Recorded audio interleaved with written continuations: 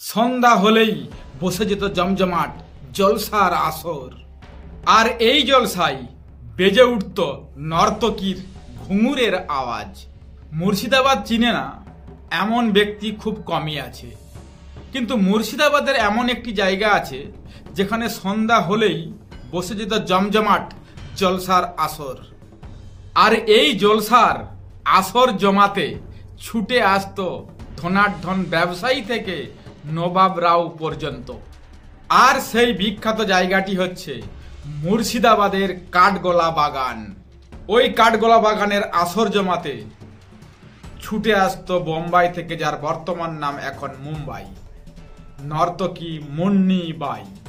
বিশ্বাস করো বা না করো, মুন্নি বাই এক রাত নাচার জন্য টাকা নিতেন 5,000 টাকা।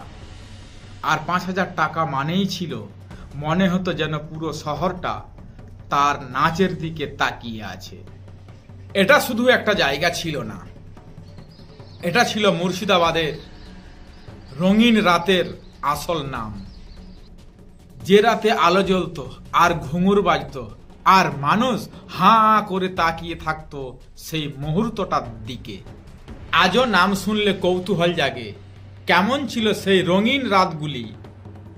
কথাটা সত্যি, মুর্শিদাবাদের ইতিহাস যদি কোনো রঙিন অধ্যায় থাকে তাহলে সেই অধ্যায়ের নাম কাঠগোলা বাগানের জলসা।